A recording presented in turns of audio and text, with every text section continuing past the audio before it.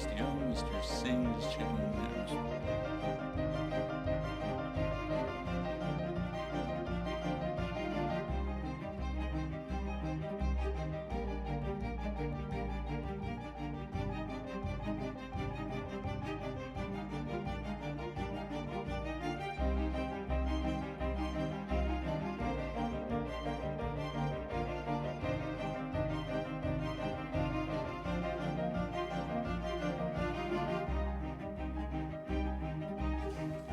Well, good morning, everyone. I'd like to call this meeting of the Standing Committee on Alberta's Economic Future to order and welcome everyone in attendance. My name is Ron Weeb, MLA for Grand Prairie Wapiti and Chair of the committee. I'd like to ask the members and those joining the committee at the table to introduce themselves for the record, and we will begin to my right. Jason Stefan, MLA, read yourself. Good morning, Glenn Van Dyken, the MLA for Athabasca, Barhead, Westlock. Morning, Lauren Dack, MLA, Edmonton McClung, Deputy Chair. Good morning, Christina Steenbergen, LEO Communications. Good morning, Rachel McGraw, Research Officer. Trafton Koenig, Office of Parliamentary Counsel. Good morning, Nancy Robert, Clerk of Journals and Committees. Good morning, Aaron Roth, Committee Clerk. We would now like those joining us online, please unmute and turn your cameras on and introduce yourselves as I called your names. Member Hoyle. Good morning. I'm MLA Rhiannon Hoyle for Edmonton South. Member Petrovic. Chelsea Petrovic, MLA for Livingston McLeod. Member Roswell. MLA Garth Roswell, Vermilion Lloydminster Wainwright. Member Yao. Tanny Yao, Fort McMurray Wood Buffalo. Member Emaliki.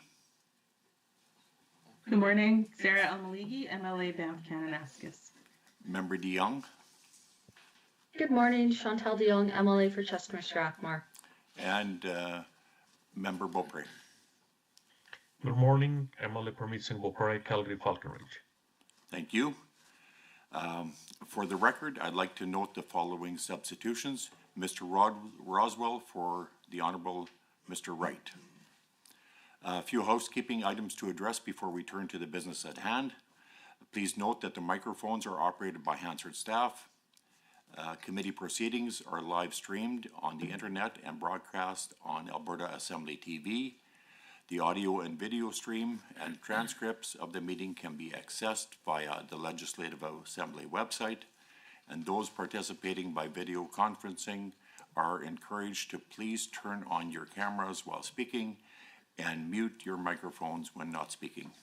Members participating virtually who wish to be placed on the speakers list are asked to email or message the committee clerk, and members in the room are asked to please signal the chair. Please set your cell phones and other devices to silent for the duration of the meeting. We would like to now go to the approval of the agenda. Are there any changes or additions to the draft agenda? Member Roswell. Thank you very much. I'd like to make a motion that the draft agenda be amended by renumbering agenda item 4 as 5 and agenda item 5 as 4, and then agenda item 5 sub A sub 1 as 5 sub A sub 2, and agenda item 5A2 as 5 sub A sub 1. And this is just to accommodate people's schedules. MLA Petrovic would like to go first, and the others is to accommodate the people's or their schedules. So that's the logic behind it. All right. Thank you, Member Roswell. Is the committee in favor? Is the committee in favor of allowing Mr. Roswell to move this motion? Is there any opposed? We'd like to call a vote now. Those in favor in the room, please say aye. Aye. And online, please say aye. Aye. Aye. Aye. Any opposed in the room and online? That motion is carried. Now you can move the motion, Mr. Roswell. Okay, sorry about that. Okay, we'll move that the draft agenda be amended by renumbering A, agenda item 4 as 5, B, agenda item 5 as 4, and C, agenda item 5 sub A sub 1 as 5 sub A sub 2, and D, agenda item 5A2 as 5A 5 sub A sub 1.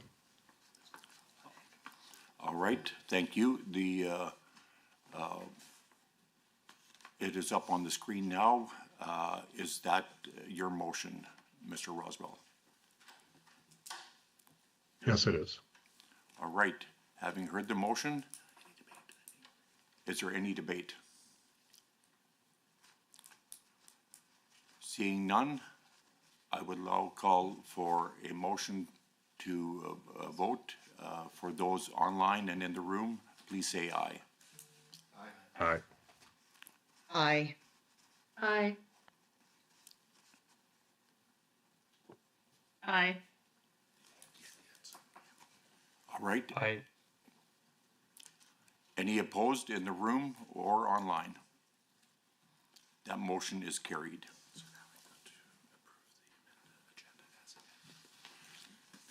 Now, we'd like to approve the agenda as amended for its June 29th, 2026 meeting. Mr. Van Dyken moves. All in favor? Online? Aye. Aye. Aye. Aye. Any opposed? That motion is carried. Next, we have the draft minutes for our May 27, 2026 meeting. Are there any errors or omissions? If not, would a member like to move that the Standing Committee on Alberta's Economic Future approve the minutes as distributed? I so move. Mr. Stefan, any discussion? I'll call the vote. All in favor in the room and online? Aye. Aye. Aye. Aye. Any opposed in the room or online? That motion is carried.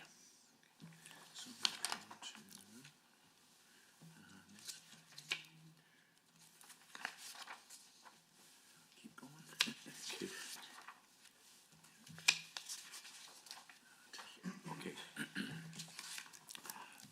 Next, we're at agenda item 5 now, to review the Bill 208, the Tobacco, Smoking and Vaping Reduction Amendment Act. We have a presentation from honorable members, member from Petrovic, from Livingston McLeod. Honorable members, at our meeting on May 27, 2026, the committee invited Mrs. Chelsea Petrovic, MLA for Livingston McLeod, who sponsored Bill 208, the Tobacco, Smoking and Vaping Reduction Amendment Act 2026, to provide the presentation on the bill. Mrs. Petrovic, excuse me, sorry. Mr. Dack, sorry. Sorry to interrupt, just a procedural question, and you should go to finish that, but my question is, should somebody online wish to ask a question, is it necessary to email the clerk, or may one just raise their hand virtually to notify? Ideally, as I stated earlier in the meeting, it's emailing the clerk or chat. Thank you. Thank you. Okay, Mrs. Petrovic, you have 10 minutes to make your presentation, and we will then open the floor to questions from the committee members. Mrs. Petrovic, go ahead. Well, good morning, everyone. Chair, thank you guys for accommodating my schedule. I apologize I can't be there in person. I'm in the deep south of Alberta right now, so if my I don't know what the Wi-Fi connection is, as I'm not in my home office, so please interrupt if it gets a little bit dicey. But I'm here today to speak to Bill 08, the Tobacco, Smoking and Vaping Reduction Amendment Act 2026, and to explain why I made the decision to refer this legislation to a standing committee on Alberta's economic future for further review. So this bill seeks to ban single-use flavored vaping products as a measure to reduce youth vaping in Alberta. But let me be clear, it's not this vaping in Alberta is not a symbolic issue. It's not theoretical, and it's not isolated to a number of young people. Youth vaping is a serious and growing public health concern in our province, and here in Alberta, the numbers are deeply concerning. Recent data shows that as many as 1 in 3 young people in Alberta are now vaping. And over a relatively short period of time, youth vaping in Alberta nearly doubled from 19% in 2013 to 35% in 2020. While some progress has been made in recent years, prevalence remains significant. In the most recent school-based data, almost 15% of Alberta students in grades 7 to 12 reported vaping in just the past 30 days. Remember, even at that reduced level, that still represents thousands of Alberta students regularly using nicotine products. And these numbers reflect use, not experimentation, but ongoing behavior. When we combine that with national data from Heart and Stroke, the urgency becomes even clearer. They report that nearly half of vape users in Canada are youth or young adults, and that Canada has some of the highest youth vaping rates in the world, including over 1 in 4 grade 12 students vaping. So not a fringe issue, it's widespread among youth, and it's leading to severe addiction. Nicotine is one of the most addictive substances available. Evidence shows that young people can develop signs of dependency very quickly, even before daily use begins. Among Canadian youth who vape daily, 60% have already tried and failed to quit, demonstrating how quickly that dependence can take hold. We also know that this use begins early. Research shows the average age of initiation is under 16 years old, right in the middle of our critical brain development. The effects of nicotine on developing the brain are significant. Nicotine exposure during adolescence can harm areas responsible for attention, memory, learning, mood regulation, and impulse control. Alberta Health Services also reminds us that brain continues developing until the approximate age of 25, making youth particularly vulnerable to these harms. These are not abstract risks. They directly impact students across it's very early in the morning still. These are not abstract risks. They directly impact student success, emotional regulation, and long-term health outcomes. And we're seeing those impacts play out in real time in our classrooms. But members, we also must consider how these products are being used. Research shows that youth vaping is frequently habitual and highly social. Nearly all of youth report both using and sharing devices with peers, demonstrating that access is often peer-driven rather than retail-driven. We must pay close attention to what is driving that initial uptake. Flavors are a key factor. Data shows that over 90% of youth who vape begin with flavored products and continue to use them. These products are designed to appeal. Bright colors, sweet flavors, sleek designs, low price points, and disposable formats make them even more accessible by removing barriers to experimentation. These are not neutral characteristics, they're part of the problem. But at the same time, we must acknowledge a broader reality. Despite declining cigarette smoking rates, only 1.7 Alberta youth report smoking cigarettes today. But we are seeing nicotine reemerge in new forms through vaping. The urgency of this issue cannot be overstated. But urgency must be matched with thoughtful, evidence-based policymaking. Because while the objective is clear, reducing youth vaping, the pathway to achieving it must truly be effective. Bill 208 proposes a ban on single-use flavored vaping products. This is a significant policy decision with wide-ranging implications. But the critical point is this. We must ensure that any action we take actually reduces youth use, not simply just shifts behavior. We know that youth primarily access these products socially. We know enforcement challenges exist, and we know unintended consequences can emerge when policy does not align with real-world behavior.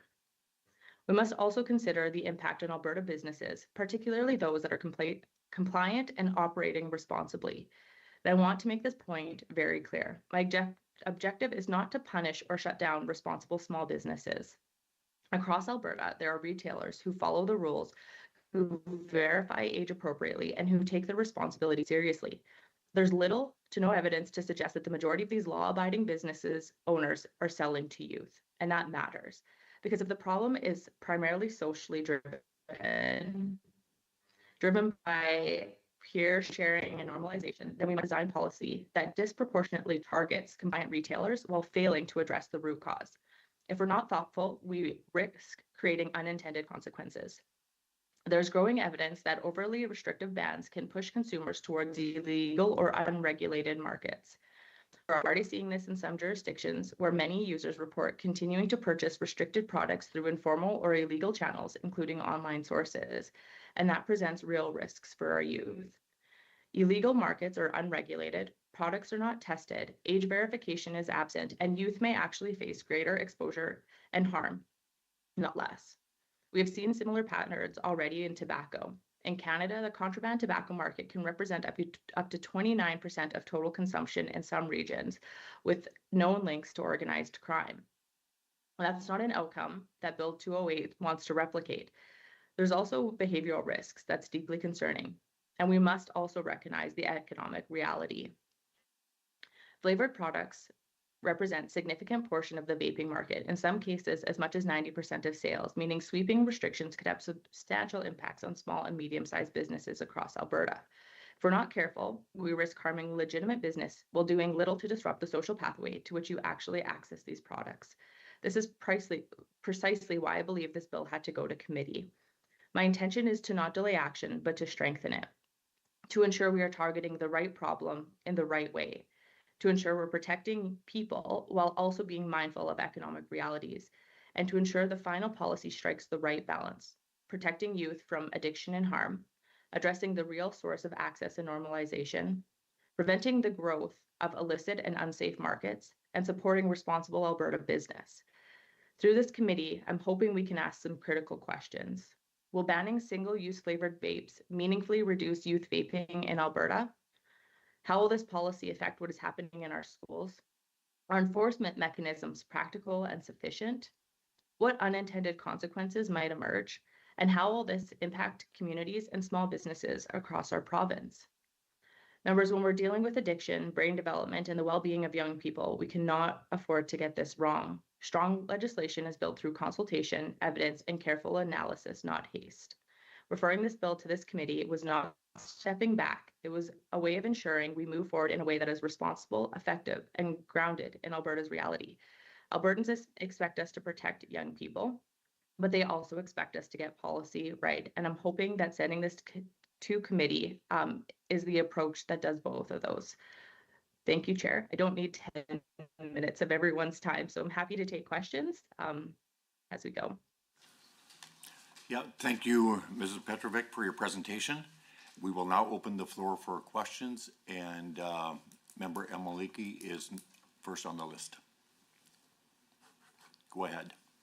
Thank you very much, Chair, and thank you, MLA Petrovic, for that great presentation. You actually answered some of my questions in your presentation, but I do think that the reason why we're in committee is because we need to kind of dive a little bit deeper into some of this stuff.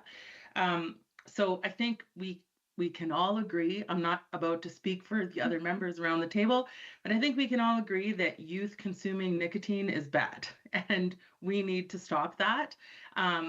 I know that we also all have stories when we were younger and experimenting with nicotine. I don't need to get into my personal stories, but yes, of course.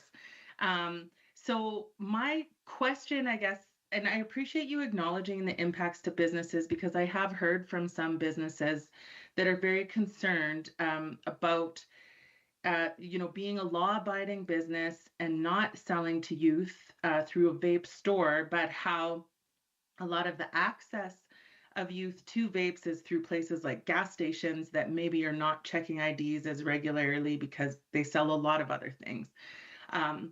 And one of the ideas that came forward was this idea of creating a license or some kind of regulatory mechanism that would enable a business to even sell vaping products, to make sure that those law-abiding businesses that aren't selling to minors are able to continue to do so. And so I'm still struggling a little bit to make sure that we have the data that shows that this ban on flavors is going to lead to the outcome that we want it to. But I think my first question that I'd like to start with is, why was the bill referred to committee, and who was consulted on the original drafting?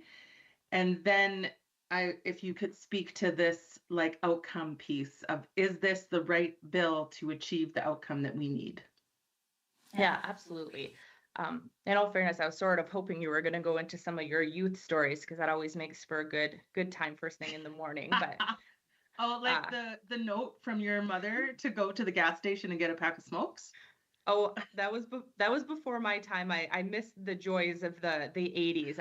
I've heard many stories about that though. It's ridiculous.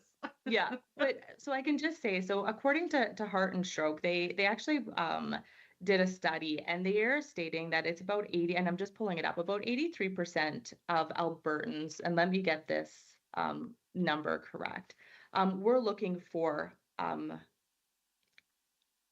not in my home office, so I'm in a conference table in another community. So I apologize that it's all of my notes are just kind of scattered in a table in front of me. But when we look at it, it says 83% of Albertans support restricting the use and sale of flavored vapes and additives that are attractive to kids and youth in vape products, such as sweet, candy, fruit, dessert, and menthol flavors. So this is sort of where this comes in, is that a lot of Albertans are looking for some stronger regulations behind flavored vapes. And so as I've gone around, I've talked to many business owners. I've talked to cardiologists, respirologists, pediatricians, Heart and Stroke, Canadian Cancer Society. I've done quite a few consultations when it comes to what this could potentially look like. As you can imagine, with private members bill, you don't necessarily have the large team behind you that you do in a ministry. And so when looking at some of these, we looked at just the single-use flavored vapes as a way to try and to stop that social use of maybe it's older friends, older peers that are getting these to the youth. I don't believe that when we look at legitimate law-abiding vape shops, I don't believe that youth are going in and buying from these very responsible owners. I've met with some of the responsible owners as well, and they've told me all of the precautions that they put in place and actually go above and beyond, where their employees, if they're ever selling to anyone, if they're ever caught selling to anyone under the age of 18, instant dismissal. There's no question about it. They ID everyone under the age of 40. They don't allow kids to loiter outside. If there are people coming inside and it looks and perceived that this person is buying for the youth that are outside, they will not sell to them. And then on top of that, there's additional training that they've made their employees go through, similar to AGLC and when operating a liquor store. So I've seen these business owners, very responsible business owners, put in a lot of these in the hands of the youth. And I very, very much appreciate that. And this is not meant to target them. This bill is meant to start having that conversation of what youth vaping looks like here in Alberta. And so I'm really hoping through committee that we can go and we can have responsible business owners come in and to talk about their experience. Maybe it is, I hate to say these online because I know the media will take it and blow up with it, but maybe it is looking at convenience stores and not having a flavored vape sold within convenience stores. And you do need to go into that specialty shop with that training, making sure that there was additional safeguards in place. And that's why we wanted to refer to committee, is to look at the experts on both sides. We all know that youth vaping is a problem. I don't think there's anyone here that can disagree that it's not a problem, but it's how do we address it appropriately? And that's sort of why we sent it here to committee. I don't think that this is when we look at the legislative process, I don't think that having this on the grounds of the floor, we were necessarily going to be able to have that other consultation that was needed. So I hope that answers some of your questions. So yeah, bill is not to target those really good business owners. The bill is to start to look at ways to decrease youth vaping, but do it in a responsible manner, so we're not creating an illicit market or any of those types of avenues. Yeah, thank you. That is helpful. I think that, I think what's kind of a little bit different is that, like, I don't want to get into the legislature debate of the contents of the bill, but at the same time in committee, we are here to kind of discuss the contents of the bill and if it will be effective. And so I do like the idea of including more businesses in the consultation and presentation to committee. I think when we start talking about the health impacts of vaping on youth, the data is very clear, right? Like we know that nicotine is an addictive substance, and we know that youth who consume it run higher risks of all kinds of health issues in the long run, just like everybody else who consumes nicotine, right? Like it is a challenge in our society for lots of different ways.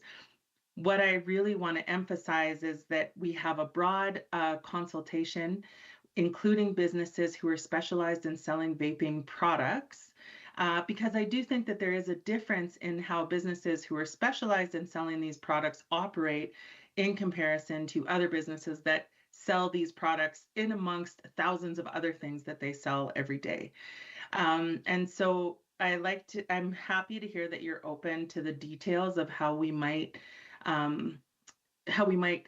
something like that reflected in the legislation. I just really want to emphasize that we need to be 100% sure, or maybe not, we can never be 100% sure of anything. So forget that. We need to be fairly certain, based on data and evidence, that reducing access to flavors will reduce youth consumption of vape products, because flavors were not available when I was a kid growing up, but there were still plenty of youth who smoked. So one of the things I'm curious about is do we have evidence, or is there a way that somebody's been able to prove with data that access to flavored vape products has increased youth consumption of nicotine in comparison to when I was a kid and vapes were not even an option? Yeah, well, and I think that when we look at the data, this is an anecdotal story. So I was at my daughter's school, and I seen as young as 10, 11, 12-year-olds vaping.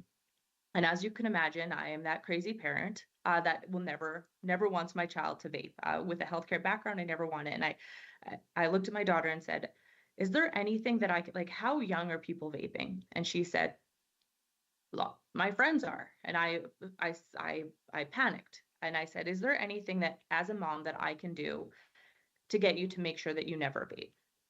And she said, "You've told me all of the risks associated with it. You have threatened me with an inch of my life if I ever vape. You've done all of the things as a mom that you were supposed to do." And she said, "But Mom, there's probably a good chance that I'm going to try it because it smells and it smells delicious, and everyone says that it tastes delicious. So why wouldn't I?" And all I thought was, okay, as a parent, what do I do? And I went and asked her, if there was no vaping and it didn't taste good, if it was just a cigarette, if it tasted gross, smelled gross, would you do it? She's like, "Oh no, that's absolutely disgusting." So when we look at vaping, since there is if there's a choice of cotton candy or a cigarette flavored vape, like I think common sense is going to show us that we're picking the cotton candy or the fruit flavored vape over the one that smells like an ashtray. So it'd be really difficult to say that to have that definitive evidence to say that if vaping wasn't delicious tasting and smelling, would youth be going after it, and would they just be vaping gross, the ashtray vape? Like I think that the study that you're looking for doesn't exist because there isn't a vape that tastes like ashtray. I don't know any other way to say it. Like that's just the blunt way to put it. But when we look at studies, it does show that a lot of them are vaping for the fruit flavor. So they are in 2021, fruit was the most popular vape in Canada, with 65% of 15 to 19-year-olds using that. So that's a study that shows that that's what they're using. And then 57% amongst 20 to 20.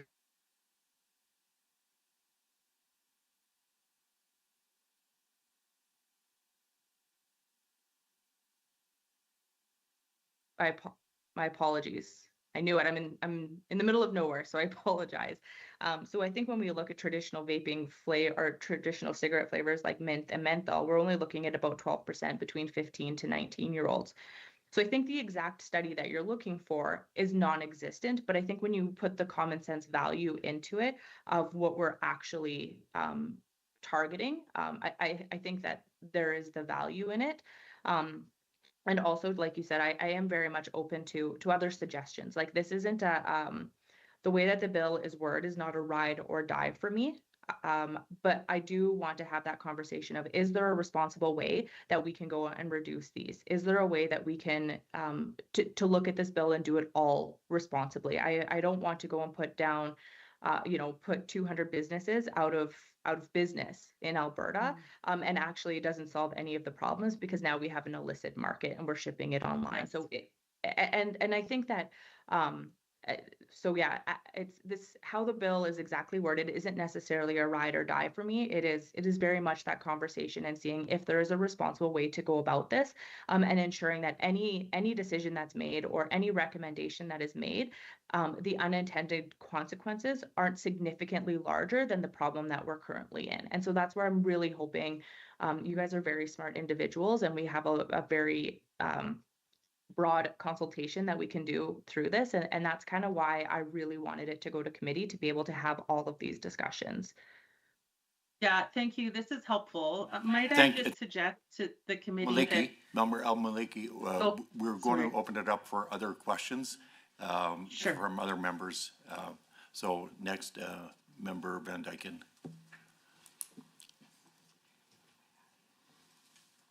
Okay, thank you, Chair. And thank you, Member Petrovic, for putting this forward as a discussion starter and having the flexibility to allow committee to review the work that you've already done, but then also to reach out for more information and consultation. You did highlight both health outcomes as a priority and but also recognizing that there are potential economic impacts. And you talked about impacts to communities and businesses. You also talked about having thoughtful, evidence-based decisions made, taking into consideration unintended consequences, essentially trying to find the right balance and, trying to address the right problem in the right way, I think is the way you put it. So I guess my question to you is, how would you see it for the committee? How should the committee weigh these considerations when assessing the overall effectiveness of a proposed ban? The balance between health objectives and economic impacts. How do you see that balancing out? Yeah, well, absolutely. I thank you for that question. I think that it's ensuring there is balance. So as I've met with business owners and seeing if there is, I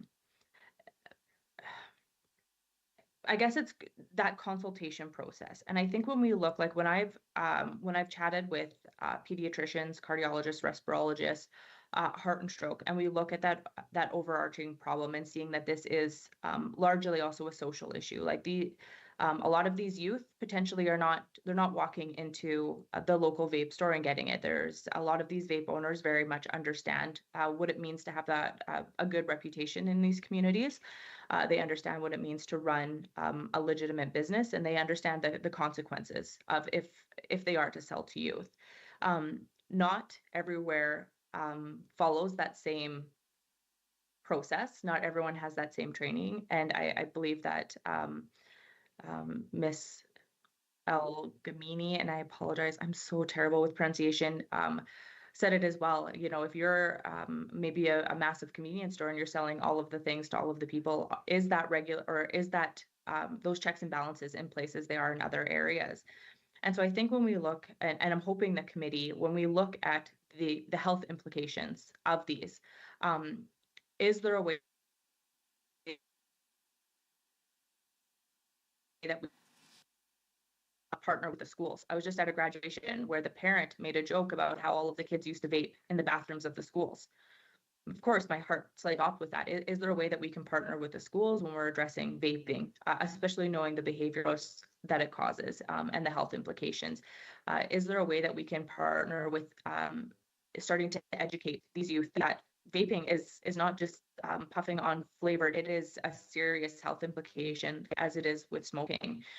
If you go to the Government of Canada website and you can even see that they say, we don't know what vaping is going to do to you. We don't, the health outcomes of vaping is significant and we don't even know it all. It's like when you smoking in the 1930s, it was the cool thing to do. And then as it progressed, we could see the significant health implications. And so I'm hoping that this committee can look at what are these serious health implications? How do we balance that with getting them out of the hands of the youth? How do we balance that with ensuring that our businesses aren't going under? And just throwing out ideas, perhaps it is that if you are to sell vaping products, perhaps it is you have to take courses like they do with AGLC and selling liquor. Perhaps it is only vape shops, as we do with cannabis stores, that it is a specialty shop to ensure that some of those that all of those are being followed. And so that's what I'm hoping that the committee is going to be able to look at both sides to see that this is a serious health implication. With alcohol as well, like we know that 12-year-olds definitely shouldn't be drinking vodka. So we've put all of these regulatory things into place to try our best to ensure that they're not getting their hands on these. And I'm hoping that we can have that same striking balance with this. I hope that answers your question. I said a lot of words, so I'm hoping that that helps. Yes, thank you. That's helpful. Thank you. Thank you, Member Petrovic, for your answers. Are there any further questions? Member Amaliki, I see Member DeYoung's hand up. Go ahead, Member DeYoung. Thank you so much, Chair, and thank you, Emily Petrovic, for coming in front of the committee this morning and for your presentation. I thought it was really insightful and very introspective on the legislation that more so the issue that you're trying to address, and the ways that you're hoping to tackle this very serious problem of youth vaping. But you mentioned risk of unintended consequences, including illicit markets, and I do share this concern, as we've discussed, and so do my constituents. And so I'm hoping you can share a bit with us today. What safeguards should the committee consider to, better understand or mitigate those risks? And to your very well articulated point, actually and meaningfully reduce youth use and not just shift behavior. And very importantly, which, Member Almaligi's really articulated well, not shut down responsible business owners and employers in our communities. Go ahead. So when we look, sorry, Chair. No, go ahead for your answer. Thanks, Petrovic. Sorry. Well, thank you, Emily DeYoung. When we look at some of these illicit markets right now, it's actually, I think when we look at illicit markets in Alberta, I think when we look at all of the products that you can get online that are not exactly the greatest. We can see that you can order marijuana online and it can come right to your door. You can order, I'm pretty sure there's websites, and I don't frequent these websites a lot, so I'm sorry, I'm not well versed in the illegal cigarette vaping marijuana trade of Alberta, so I'm sort of happy I can't answer this as appropriately as I think you're hoping me to. But I think when we look at all of these and looking at how we can ship to these places, it's how do you balance it? Like, first, how are these children paying for this illicit market online? Are they using mom and dad's credit card? Are they buying those disposable credit cards? I don't know how they're accessing this online. Try myself, but I don't know if I have any interest in buying illegal products online either. And I think that's the only way I can put it, but I do think that this is something that does need to be looked at, is what does that illicit market look at? And, if you guys are looking at it for vapes, why not look at it for the marijuana? I seen one time someone purchased marijuana online and it looked like a bag of cereal. And I know that if that was in my house, there would be some serious problems. There was no warning labels or anything on it. So when we look at that kind of a market, it's very worrisome. And I'm even hoping through Bill 208 that we can even have a broader discussion across the country of what does flavored vaping look like across the country. I've seen some other provinces that just went and shut down. They banned flavored vaping instantly, and within the year, every single vape shop responsible business owner, they were all out of business, and it actually just caused more harm. So as we look at it as a whole, coast to coast across our country, is there a way that this can start that discussion too with our federal counterparts in our other provinces of how do we combat that illicit market? I don't think we're ever going to be able to stop an illicit market, as we can see with many of the other areas with fentanyl and all of the other gambit of drugs that you can get out there through the illicit way. I do think that this is something that does need to be talked about, and it does need to be looked at in an appropriate manner.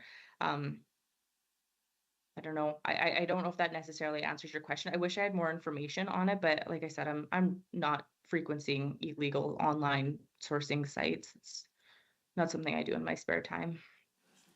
Thank you. Thanks. Go ahead, Member DeYoung. Do you have a further question? Yeah, just a quick follow-up. Thank you so much, Emily Petrovic. I think everyone on the committee, including all our responsible business owners in Alberta, we can agree that we want to prevent youth access to vaping products. It's just how do we do this, and how do we ensure that we're not propping up illicit markets? How do we ensure that we're not unfairly hurting responsible business owners, or preventing legal adult use of these products, right? So, I think it's really the how here that we need to discuss, and I do really appreciate you having this discussion with the committee this morning. Thank you. Thank you, Member DeYoung and Member Petrovic. Are there any further questions? Member Amaleki, do you have a further question? Yes, I do. Thank you, Chair. A couple of things I just wanted to suggest. MLA Petrovic has cited multiple data points and data sources. I think it would be really helpful if those reports that you're quoting from could be shared with the committee. So uploaded to the committee share website. That would be very helpful. I also think, and this kind of leads into what you were just talking about, MLA Petrovic, that this is an issue across the nation. And I'm very curious to see what other provinces or the federal government have done legislatively and what the outcomes of their legislation have been. So if there is some kind of multi-jurisdictional analysis that could also be uploaded to the committee website, that would be helpful. And then my final thought is that maybe obviously, I don't expect any MLAs to participate in an illicit market to gain information. That feels like a really bad thing for any of us to do.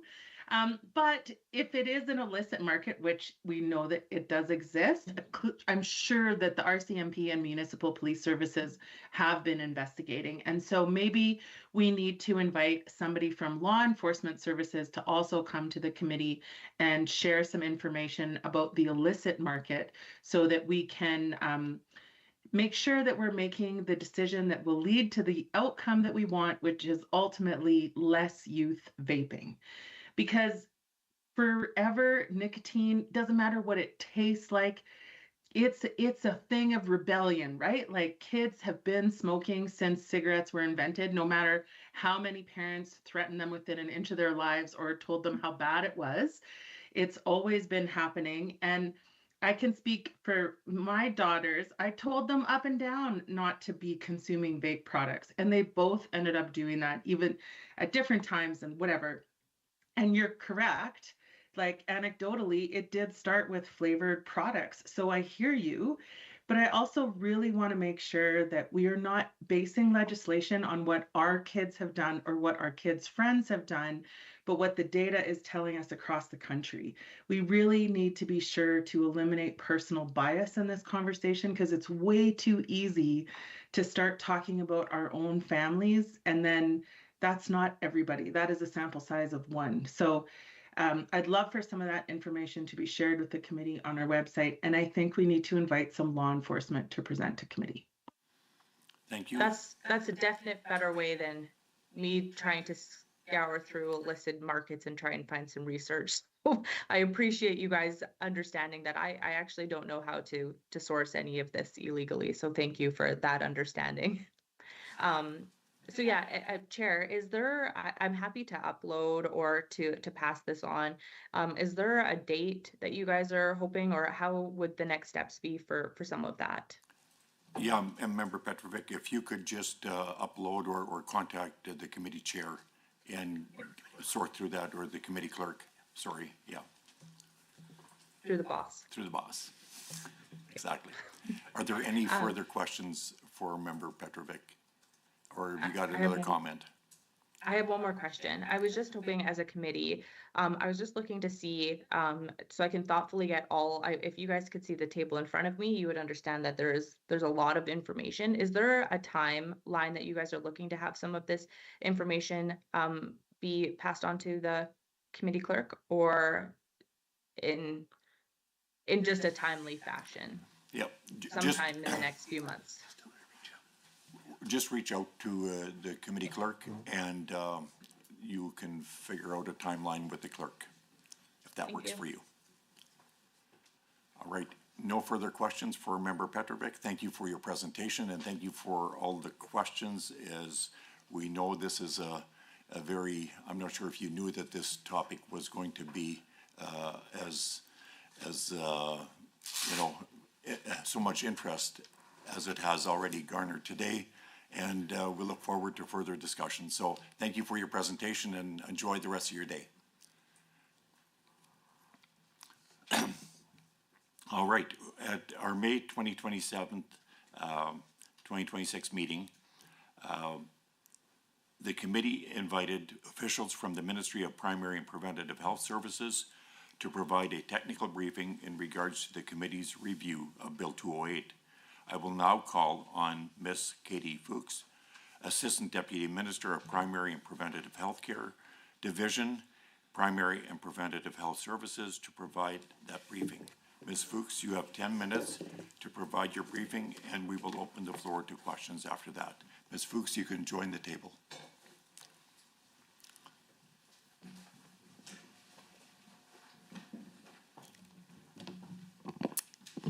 Good morning, and thank you very much for the invite to provide a technical briefing. If we could please go to slide 2, I'll give a quick overview of the briefing. So intent today is to go over the current legislative framework as well as into the details of the changes in Bill 208. If we could go to slide 3, please. So this bill is proposing measures to reduce the appeal and accessibility of vaping products to youth by addressing restrictions on single-use disposable flavored vaping products only directly in the bill. And then we can skip right down to slide 5, please. So some key considerations for the legislation and the legislative framework today. Protecting young people from nicotine addiction is a key objective of Alberta's current tobacco and vaping reduction strategy, which was released in 2024. The appeal of flavored vaping products contributes to elevated rates of youth vaping, which does undermine Alberta's tobacco and vaping reduction efforts across the province. And another flag is just that the current version of the bill does require the ministry to begin a review of the Act on July 31st of 2026. So we do complete a review of the Act and current measures every 5 years under the legislation. The intent of that review is to assess current policy, engage stakeholders, and get a better understanding of whether or not current measures in the legislation are working as intended. Slide 7, please. Or sorry, down to slide 6. So our current legislative framework for this bill In order to ban any type of flavored products for vaping right now under the legislative framework, what you would have to do is actually designate those flavors in the regulation. So currently under the legislation, if a minister would want to ban a flavor, you would add those flavors to the regulation in order to ban it. There aren't currently any flavors banned in the legislation today. So once a flavor is added to that regulation and designated as prohibited, restrictions apply across all types of products, so both single use as well as rechargeable products. And then, as I mentioned, none of the ministers have yet exercised this authority to ban any flavored products under the legislation or regulation. Down to slide 7, please. So the proposed amendments in Bill 208, really what they do is add in a definition of flavored vaping products, which allows for the ban of single-use vaping products that are flavored directly in the bill rather than adding a ban or a list of flavors to the regulation. So it would ban those single-use vaping flavored products directly in the bill rather than just adding them into the legislation and listing the flavors there. It does allow to further look at banning other flavored products in the regulation if desired as well. But the act level amendments would be enough to ban those single-use products. On to slide 8, please. So some analysis on the changes. So the amendments would create different rules for single-use and refillable vaping products, which currently are not in the legislation. If there is a future desire to look at banning refillable products as well, that would require additional either legislative or regulatory changes. So this creates different sets of rules for products that may pose similar health risks. And a little bit on jurisdictional scans. So the governments on Northwest Territories, New Brunswick, Prince Edward Island, Nova Scotia, Quebec, and Nunavut have restricted flavored vaping products, limiting available to only tobacco flavors. And then BC and Saskatchewan have restricted the sale of flavored vaping products to specialty vape product stores.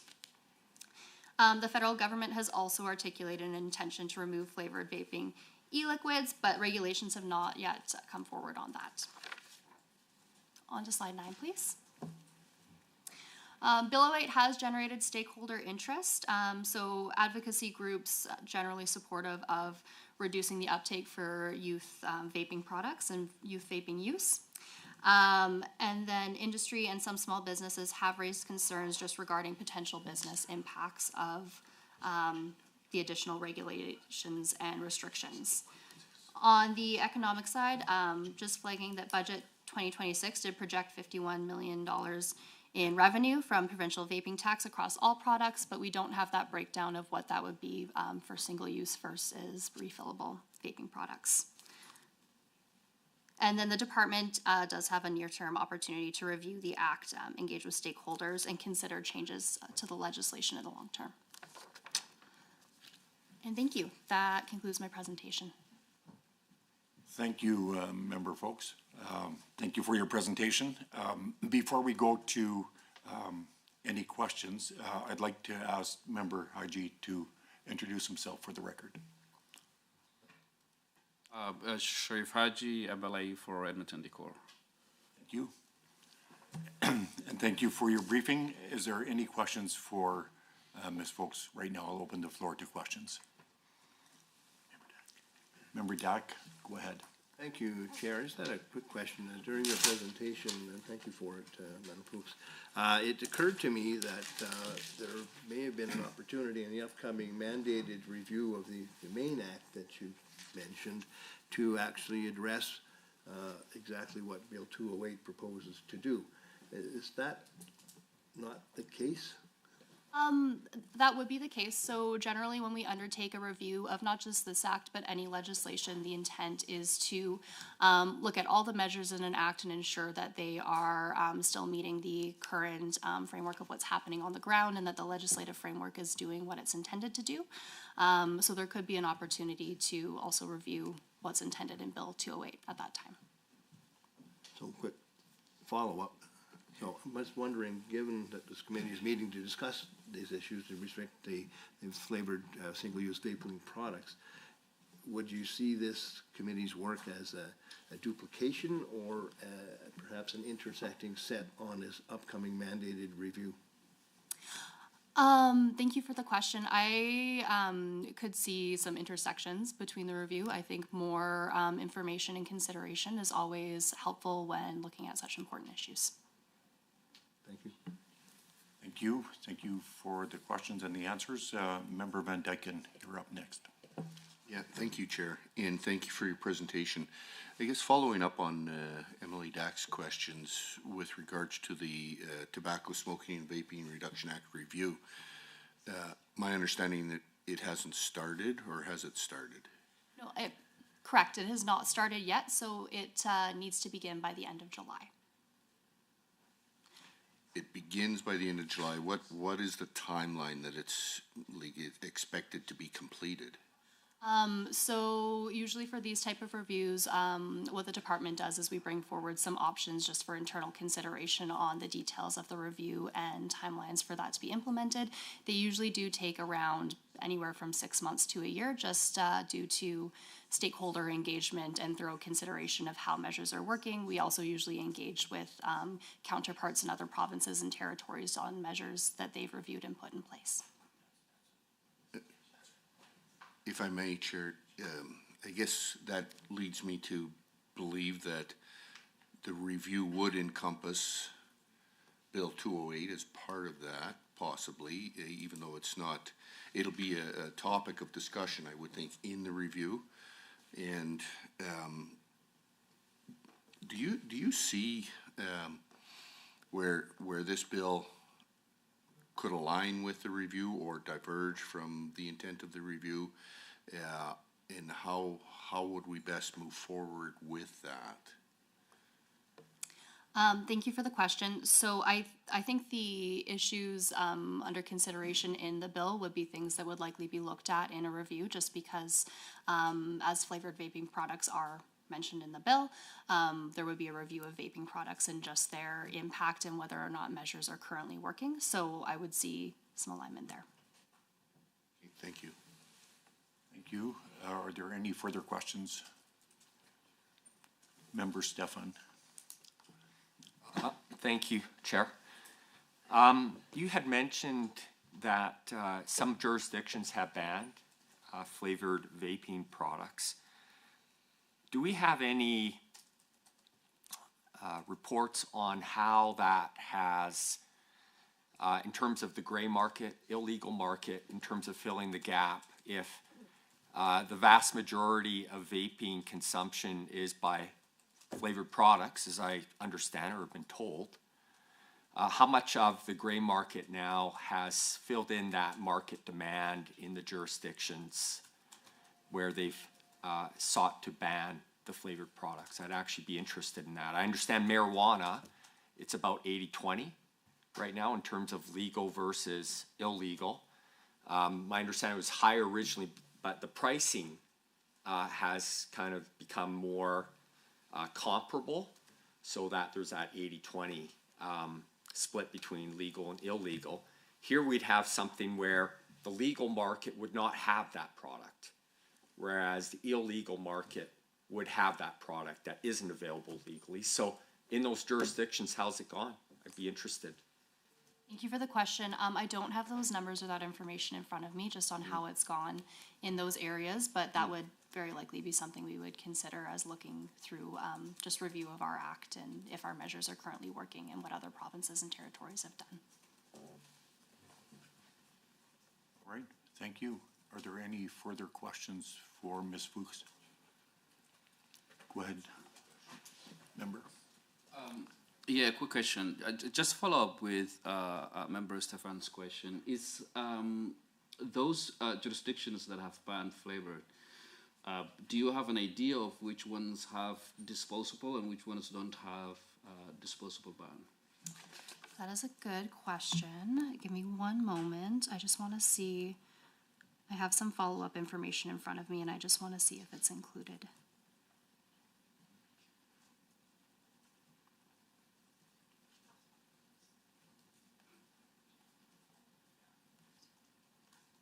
I don't have that level of detail with me, but Chair, I'm not sure on appropriate procedure if any follow-up information is usually submitted or. You can follow up with the committee clerk and get that information to him. Okay. Thank you. Thank you.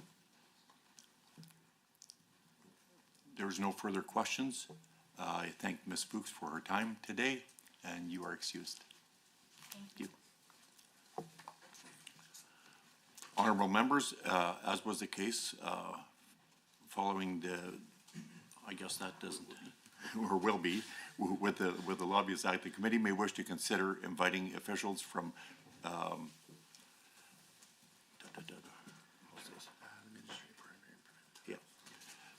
inviting officials from the Ministry of Primary and Preventive Health to provide ongoing technical support to the committee in relation to our review of Bill 208. I will now open the floor to any comments, questions, or motions in relation to this matter.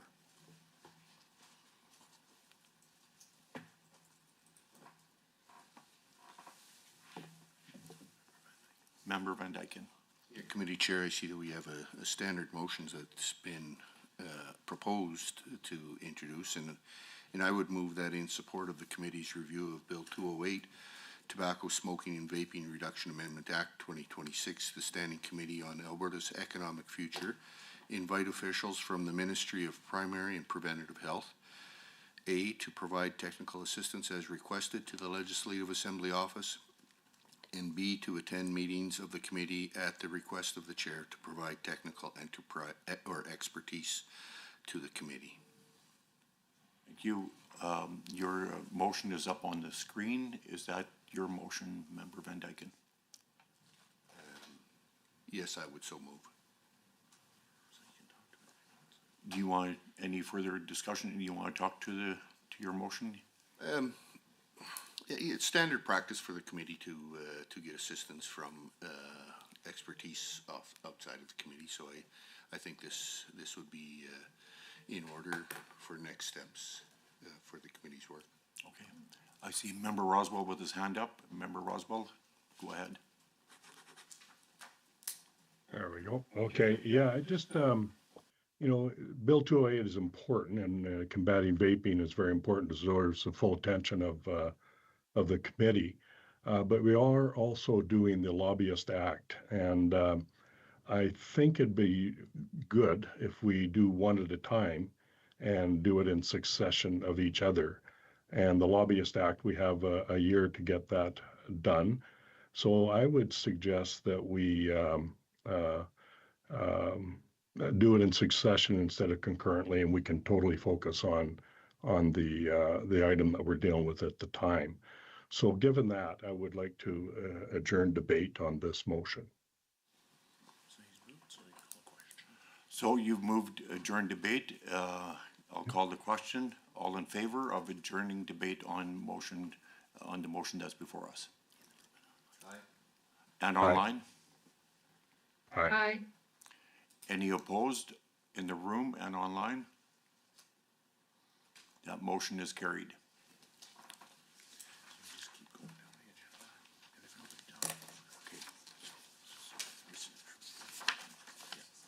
Okay, at this time, I would like to open the floor to comments, questions, or motions regarding research request from the committee in relation to our review of Bill 208.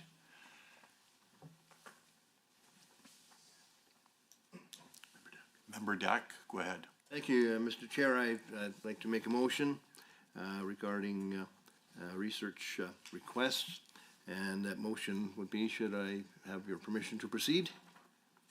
Go ahead, Mr. Dack. Thank you, Mr. Chair. I move that in support of the committee's review of Bill 208, Tobacco Smoking and Vaping Reduction Amendment Act 2026, the Standing Committee on Alberta's Economic Future direct the Legislative Assembly to prepare a cross-jurisdictional analysis of similar existing or proposed legislation in select jurisdictions. Thank you for your motion. Mr. Roswell, I see your hand up. Or before that, Mr. Dack, do you want to speak to your motion? Yeah, I think I'll just want to speak a little bit to what we may mean by select jurisdictions. And when we talk about that, we want to be specific in including the following items such as other provinces and territories in Canada, federally Canada itself, and then other jurisdictions which have similarities to us, particularly with respect to this restrictive legislation, such as Australia and New Zealand, pardon me, and possibly other jurisdictions such as U.S. states or or the United States itself, the U.K. or European Union or individual European countries.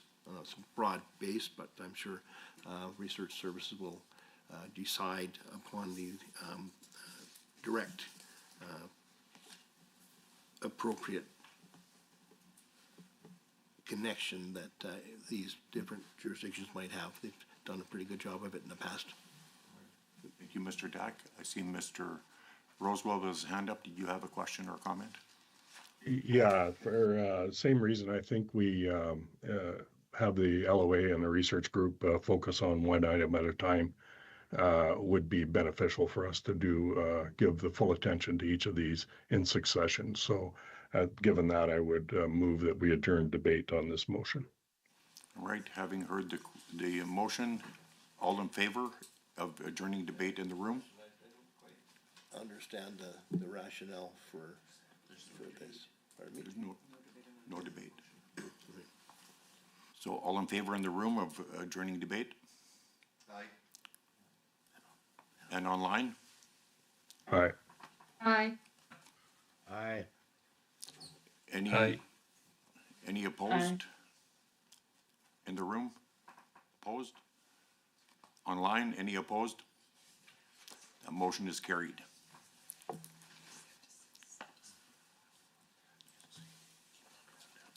The committee may wish to consider that, as was the case in a review of the Lobbyist Act, the Legislative Assembly Office has been tasked with compiling a list of potential stakeholders that the committee may wish to hear from. If the committee wishes to direct the Legislative Assembly Office to begin preparing this list, the committee can, of course, choose whether to accept or modify it at a future meeting. I will note for the record that the committee has received several requests from interested organizations and individuals who wish to provide feedback in relation to our review of Bill 208. These requests were provided to the committee members to review. I will now open the floor for any comments, questions, or motions members may wish to bring forward. Member Dack? Thank you, Chair. I'd like to make a motion. Go ahead. I move that the Standing Committee on Alberta's Economic Future direct the Legislative Assembly Office to prepare a draft list of stakeholders in support of the committee's review of Bill 208, Tobacco, Smoking, and Vaping Reduction Amendment Act 2026, and distribute it to committee members for their review. Your motion is up on the screen. Is that your motion, Mr. Dack? Yes, it is, Chair. Do you want to speak to it? Certainly, yeah, it's a standard motion, standard practice for this committee to do to make this request to have a draft list of stakeholders prepared for our review, and I think it would be unusual to divert from this practice. Thank you. I see Member Rosewell with his hands up. You may go ahead. Yeah, thank you very much. And that's a great idea, and I think that's a good thing. But I think we should deal with that in succession and deal with that after we've dealt with the Lobbyist Act. So I would move that we adjourn debate. Having heard the motion to adjourn debate, all in favor in the room and online? Aye. Aye. Any opposed? Online and in the room? Online? Opposed. Oppose. That is carried. Opposed. Oh, sorry. That motion is carried.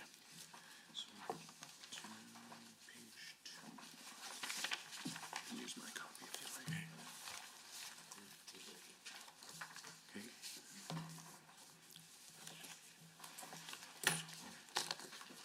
Okay, we are now on item 4 of the review of the Lobbyist Act.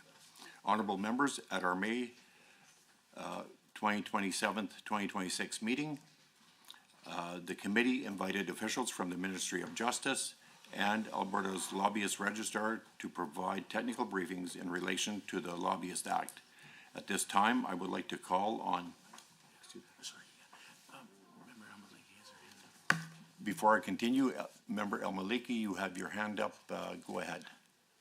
Yes, thank you, Mr. Chair. I'm just asking, I'm just wondering, seeking clarity here on why every single one of the motions that have been brought forward around Bill 208 have been adjourned from debate.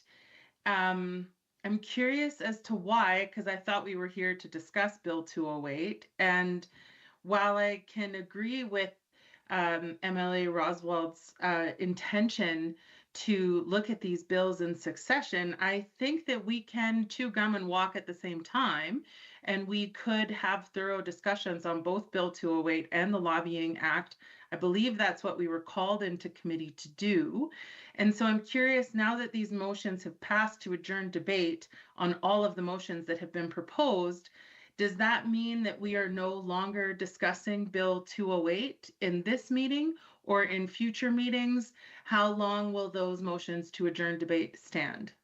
Okay, thank you, Member El Maliki, for your comments. Those motions are not up for debate. However, they are just delayed on 208. They will come back at a future date. Yeah, it'll be the first thing whenever the Bill 208 is back up. When Bill 208 comes back up, it'll be the first thing on the agenda. But we don't have a time frame on when that will be, Chair? Okay, at the next meeting. It'll be at the next meeting at the call of the chair. Okay, thank you very much. Thank you. So I'll go back to the Lobbyist Act. I'll start from the top. Honorable members, at our May 2026 meeting, the committee invited officials from the Ministry of Justice and the Alberta Lobbyist Registrar to provide technical briefings in relation to the Lobbyist Act. At this time, I would like to call on Ms. Joan Netby and with the Minister of Justice and Mr. Josh DeGroot, the Registrar of Alberta Lobbyist Register, to provide their briefings to the committee. You each have 10 minutes to provide your briefings. Then we will open the floor to questions from the committee. You may approach the table.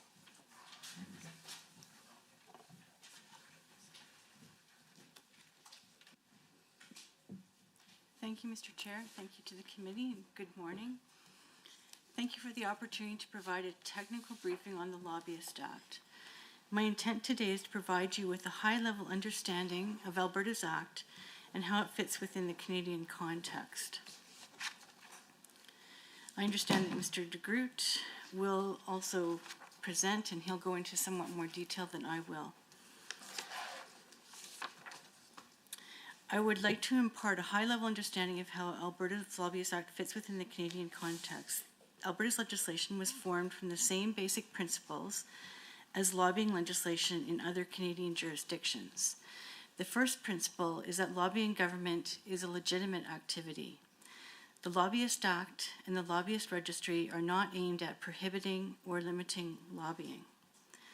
Stakeholders, organizations, and businesses have the right to communicate with decision makers and to provide decision makers with information that highlights their views. There is an expectation that people will attempt to influence government decisions. This is part of democracy. The second principle is that lobbying activity must be transparent. It is important that Albertans know who is lobbying, who is being lobbied, and the subject matter of the lobbying. Ultimately, this is aimed at increasing the quality of public policy making and ensuring decisions are made openly, fairly, and for the public good. In order to achieve this transparency and accountability, lobbying legislation in Canada focuses on the registration of lobbyists. There are several elements to lobbying legislation. It is necessary to understand each of these elements in order to understand how the legislation works. The Act outlines who's a lobbyist and what activity is considered to be lobbying. Only those who are paid to lobby are required to register. Lobbyists are those who are paid to communicate with public office holders in an attempt to influence certain types of decisions made by government and by prescribed provincial entities. There are two types of lobbyists: those who are hired by a client to lobby and those who lobby on behalf of their organization. Lobbyists who are paid by a client are called consultant lobbyists. In Alberta, those who lobby on behalf of their organization are called organization lobbyists. An organization could be a business, trade, industry, or professional organization. It could be a union, a chamber of commerce. It could be an interest group. An organization could be incorporated, unincorporated, a partnership, or a sole proprietorship. Canadian lobbying legislation requires that lobbyists file returns that include information about their lobbying activity. The rules differ for when consultant lobbyists and organization lobbyists are required to file a return. In Alberta, a consultant lobbyist is required to file a return in respect of each undertaking to lobby, not later than 10 days after entering into the undertaking. Some jurisdictions, including Alberta, require a consultant lobbyist to report when they set up meetings with public office holders or attempt to influence the awarding of a contract. In Alberta, a person who lobbies on behalf of an organization is not considered to be a lobbyist until they, together with other persons in the organization, lobby or have a duty to lobby at least 50 hours annually. If an organization has organization lobbyists, the designated filer of that organization shall file a return within 2 months after the day in which an individual in that organization becomes an organization lobbyist and within 30 days after the expiration of each 6-month period. All Canadian lobbying legislation uses the term public office holders to identify those who are the targets of lobbying activity, the decision makers. While there are differences between jurisdictions as to who is a public office holder, the legislation applies only when lobbying activity is directed at a public office holder. In Alberta, a public office holder includes members of the Legislative Assembly and their staff, members of Cabinet and their staff, individuals appointed to government boards and committees, and employees, officers, and directors of government departments and public agencies. Many Canadian jurisdictions have adopted the concept that lobbying includes an attempt to influence. Some jurisdictions require reporting all communications with public office holders, whether or not there is an attempt to influence. The most common examples of lobbying are attempts to influence decisions about legislation and the formation or alteration of government policies and programs. However, not all communications with public office holders must be reported. For example, an individual making a submission to a public office holder on behalf of an organization concerning the enforcement of any act or regulation with respect to that organization is not considered to be a lobbyist. This is a common exception. In contrast, an individual paid to make a submission to a public office holder on behalf of an organization concerning development of legislation governing that organization would be considered a lobbyist. This is a common rule. In addition, not all individuals who are paid to communicate in an attempt to influence are required to register. For example, people from various levels of government can communicate with each other and attempt to influence each other's decisions. They will not be required to register, provided that they are acting in their official capacity. This is a common exception in Canada to the requirement to register. There are a few key features of Alberta's legislation. Alberta was one of the first jurisdictions to adopt a prohibition against a dual role. Lobbyists are prohibited from lobbying government and providing paid advice to government on the same subject matter. For example, if a consultant is being paid to give government advice on drug program policies, they cannot also be hired as a lobbyist to influence the Minister of Health to include a particular drug on the drug benefit list. When it was first adopted, the prohibition meant that an individual could not lobby government and provide paid advice to government on the same subject matter at the same time.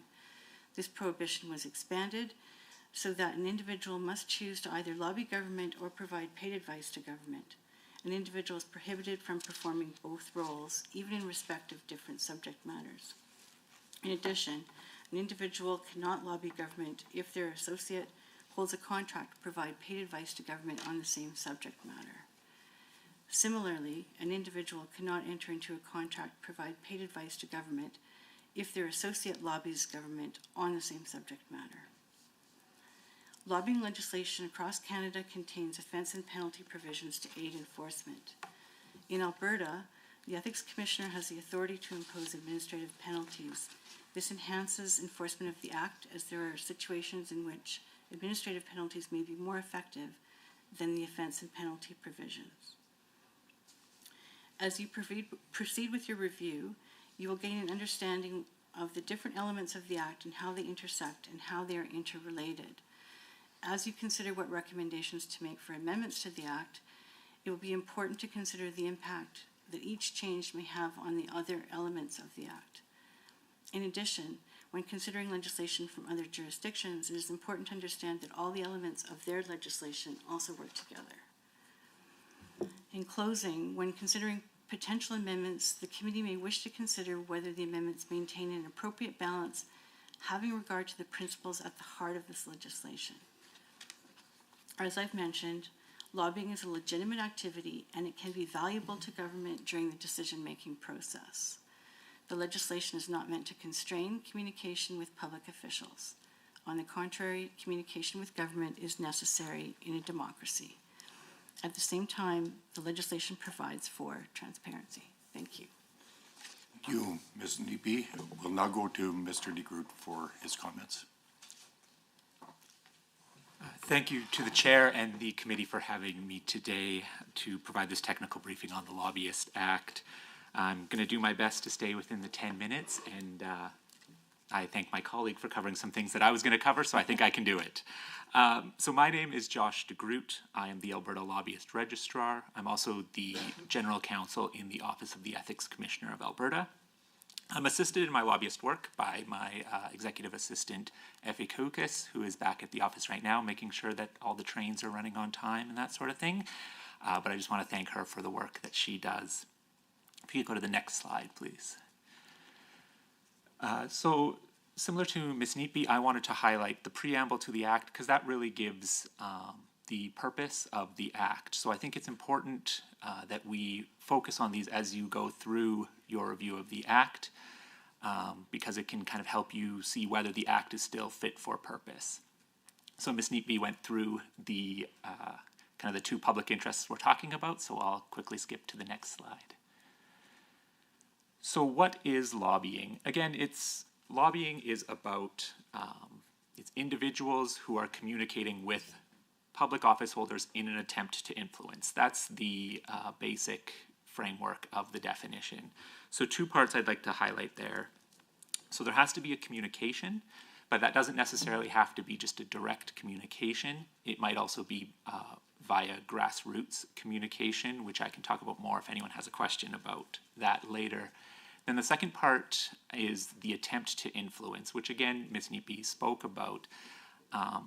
But here in Alberta, there must be an attempt to influence before the communication becomes lobbying. So if you're simply seeking information from a department or anything like that, that's not considered lobbying. But when it tips over to seeking to attempt to influence decisions about legislation or policy or that sort of thing, then we get into lobbying. If you go to the next slide, please. So who is a public office holder? So again, we have the definition there of who is a public office holder.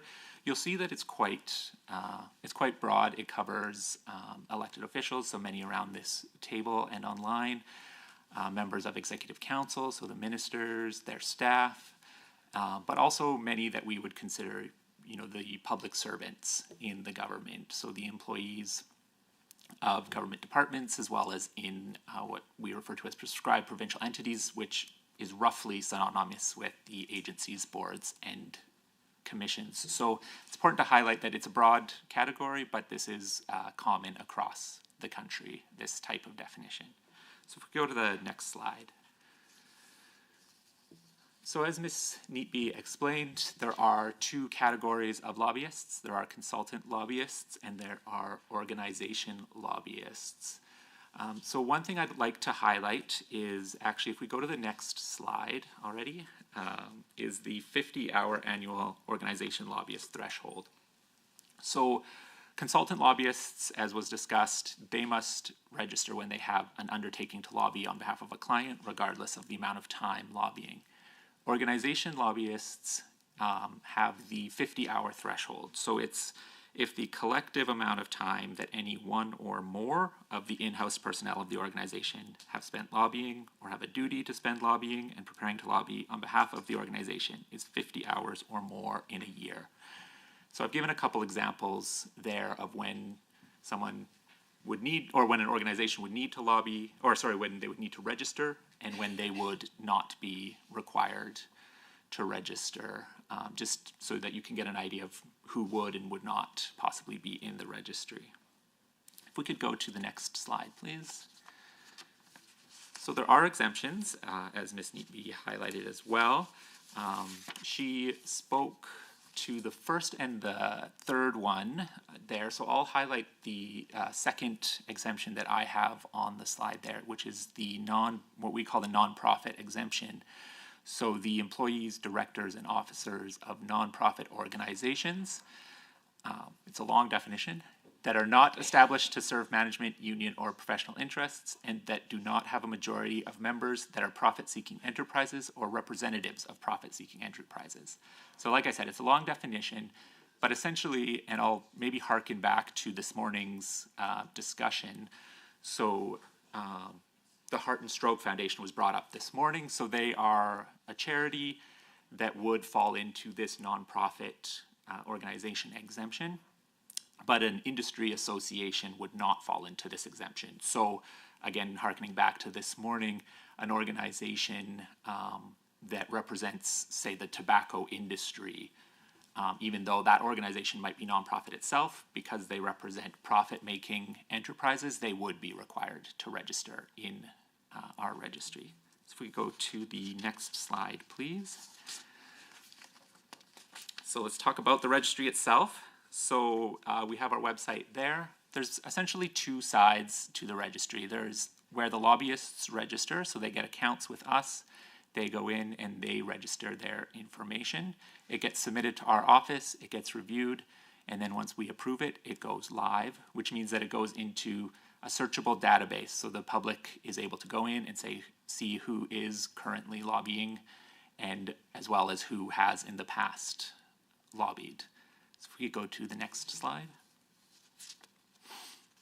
So these are the deadlines that lobbyists must meet. So this is a bit of repetition, but consultant lobbyists must register within 10 days of agreeing to lobby on behalf of a client. So it's not within 10 days of them starting their activities, it's within 10 days of when they come to their agreement with their client. And then organization lobbyists have 2 months from when they meet that 50-hour threshold to register. And generally within 30 days of any material changes, they must report those in the registry. And then on the organization side, every 6 months they have to file a what we call a semi-annual renewal, just to make sure that their information is remaining up to date. If we could go to the next slide, please. So there's Schedule 1 and 2 of the Act prescribes what the requirements are that must be reported in the registry. I've grouped them into essentially 3 categories. So the first is information about the individual lobbyists. So you have to list their names in there, typically their position with the organization, and then in some cases, if they're a former public office holder, so someone that used to be a public office holder in certain positions, you have to report that for 2 years after you leave that position. You have to report information either about the client or the organization. So there we're talking, legal name, address, parent and subsidiary corporations, and as well as government funding requested and received. And then the last category would be information about the lobbying activities themselves.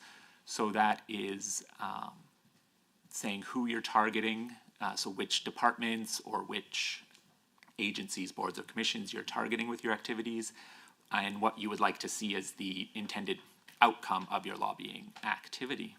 So if we go to the next slide, please. So the Act is mostly, as we've talked about, focused on the transparency, the registration aspect, but there are some limitations on activities that lobbyists can undertake.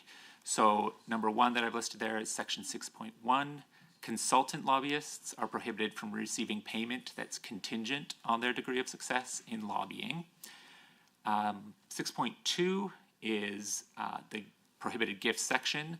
So they're not able to, lobbyists are not able to, it's both promise or give a public office holder a gift that they would not be able to receive or that would place them in a conflict of interest. And then section 6, Ms. Neepy went over that, so I won't go over that again, but that's the dual role prohibition. If we go to the next slide. And finally, we have enforcement powers under the Act. So I should highlight that in practice, most of the enforcement we do is informal enforcement. So we provide warnings to lobbyists saying, hey, you were 5 days late on this one. Please don't let it happen again. We also provide reminders when a 6-month deadline is coming up, that sort of thing. So mostly it's informal enforcement, but we do have that ability to impose administrative penalties. It's usually 2 or 3 a year, not large dollar figures. We're talking typically under $1,000, and that kind of helps us get certain lobbyists who might repeatedly be out of line with the deadlines into line. We can also commence investigations that result in reports to the legislature. And then there are also offense provisions, but that would not be enforced by our office. So next slide, although that's my last slide. So thank you for inviting me here, and I would be happy to answer any questions that you may have. Well, thank you. Thank you, Ms. Neepy and Mr. de Groot. Thank you for your presentations. I will now open the floor to questions from committee members. And so, Member Dack.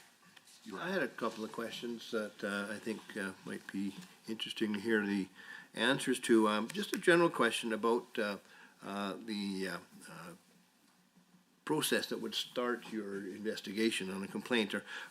Is your enforcement, as you say, there's very few of them, only 2 to 3 a year that result in administrative penalties, but is your process, would you say, complaint-based, or would it involve more proactive surveillance which leads to enforcement?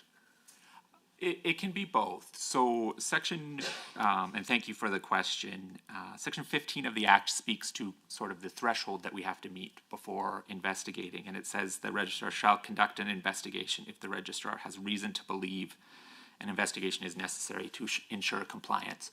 So we can commence an investigation following a complaint. We would assess that to see, or I would assess that to see whether it gives me reason to believe the investigation is necessary. There are also times that we will do proactive steps. So if something comes to our attention other than through a complaint, we are not required to act just on complaints. So that is just to compare it to my other hat that I wear. The Ethics Commissioner, of course, is a complaint-based system. And I think the reason for that is a lot of what we're doing is we're working with deadlines, making sure people are registering by certain deadlines. And so a member of the public is likely not going to come to us and say, hey, this guy missed his deadline by a certain amount. But we would become aware of that because they're registering late, and then we can take proactive steps. Thank you for that. A quick follow-up, if I may. You may, sir. Thank you, Chair.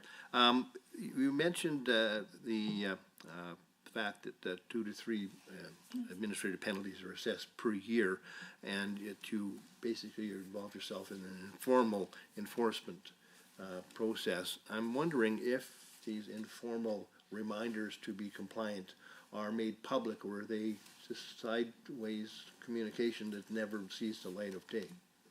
So the informal, thank you for that question as well. The informal process would not be public. So that is us communicating with the lobbyists and saying, you've missed this deadline, but it does not become public. And I should actually highlight that the details of the administrative penalties themselves don't become public either. In our annual report, we report the number of penalties we have assessed and the amount, but we are not able to provide details of who was assessed the penalty.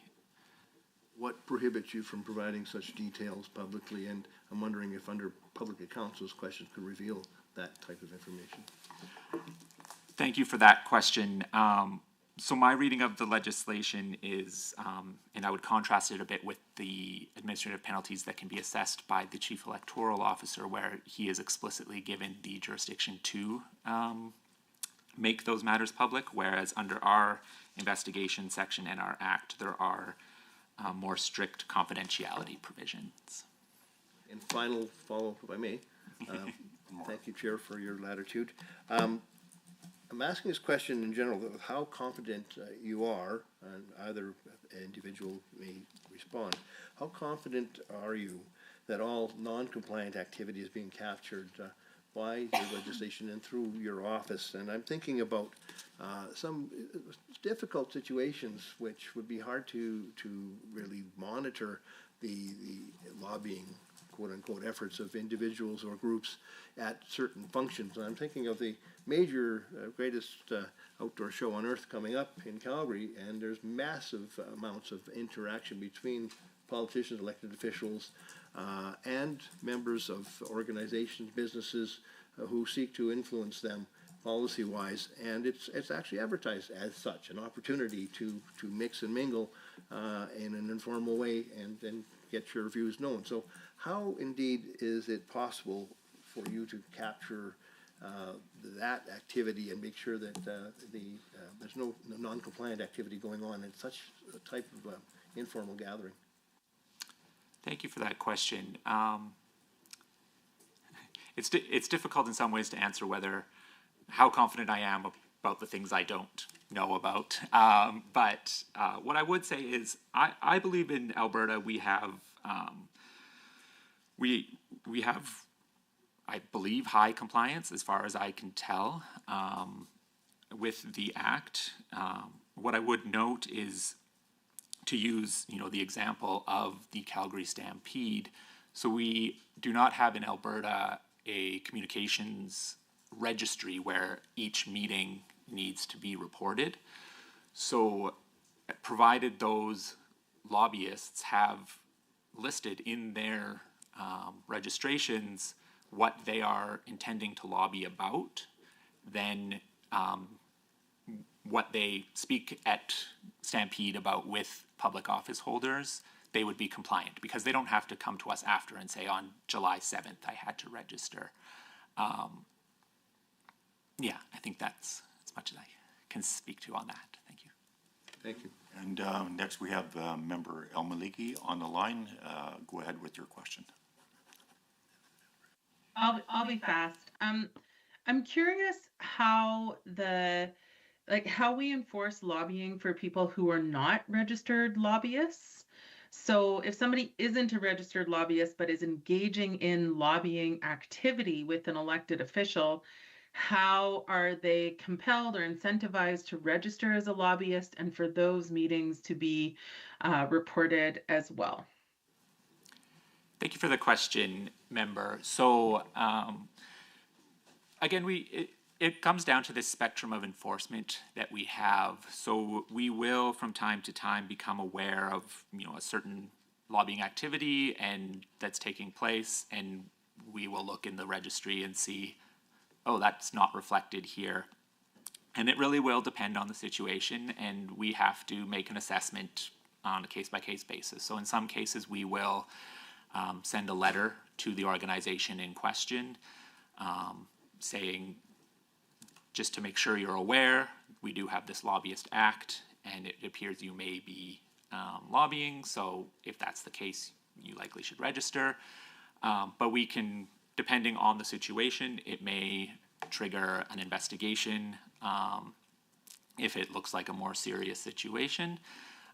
One of the, I think, difficulties we have is not on the consultant lobbyist side, but with the 50-hour threshold, it's very difficult for us to assess whether an organization has met that 50-hour threshold. We can ask them to report, tell us all of your activity in the last year, and we can see whether that reaches 50 hours, but it is really hard to assess that, so it does become difficult to really determine whether they need to be registered or not. But I would say we have lots of organizations, I shouldn't say lots, we don't reach out that often, but we'll have organizations we reach out to and they say, thank you for letting us know, we looked at it, we think we're only doing about 15, 20 hours a year, but we're going to register just out of the interest of transparency. So we do have that as well. Now go to Member Haji for his question. Yeah, just a quick one. It's a lot of work, as you have alluded to, assessing the 50 hours for individuals as well as consultants and tracking that. Just and the tricky of this work figuring out is not simple. I was just wondering in terms of how do you feel your office is resourced to do the work? Thank you for that question. Yeah, I think we added my executive, well, this was before my time, but we brought in an additional staff member about 4 or 5 years ago just because the volume of the work was increasing over time. I think if you look back at our annual reports, you'll see every year there's more registrations that we have to review. So I do feel, though, right now we are, at least on the lobbyist side of things, we're resourced for the number of registrations and that sort of thing that are coming in. It can be quite busy at times, but I think we're doing okay.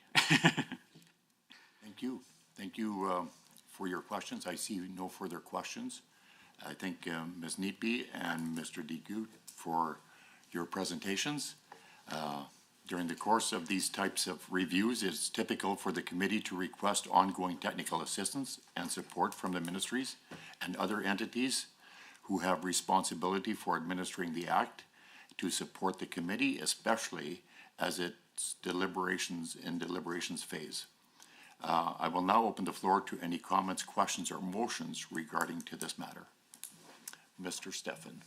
Oh yes, I'd like to make a motion. If that's okay, Chair. I move that in support of the committee's review of the Lobbyists Act, the Standing Committee on Alberta's Economic Future invite officials from the Ministry of Justice and the Registrar of the Alberta Lobbyist Registry to A, to provide technical assistance as requested to the Legislative Assembly Office, and B, to attend meetings of the committee at the request of the Chair to provide technical expertise to the committee, period.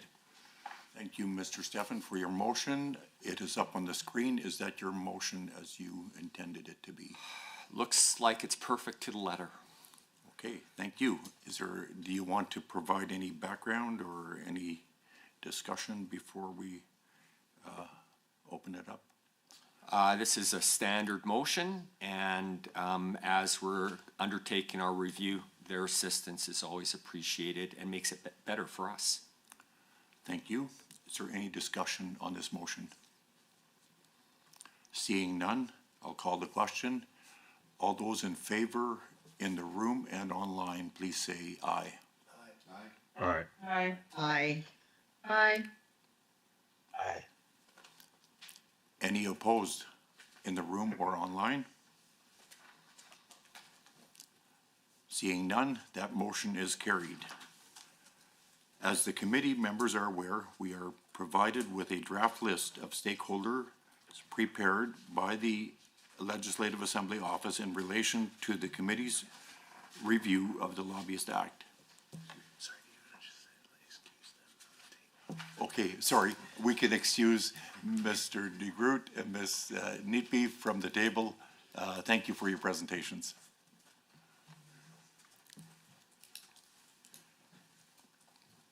Okay, back to the, as the committee members are aware, we are provided with a draft list of stakeholders prepared by the Legislative Assembly Office in relation to the committee's review of the Lobbyist Act. I would like to invite Dr. Rachel McGrew with the Legislative Assembly Office Research Services to provide an overview of the list. Dr. McGraw. Thank you, Mr. Chair, and to the committee. I'll keep up my remarks brief and focused on explaining how Research Services developed this draft list of proposed stakeholders for the current review of the Lobbyist Act. Research Services developed the proposed list of stakeholders by starting from the stakeholder list from the previous review of the Act, which occurred in 2021-22. Research Services also considers the Act itself while developing the draft list. Registered lobbyists are the first stakeholders on the current list, and they are those who engage in lobbying of public office holders as defined under the Act.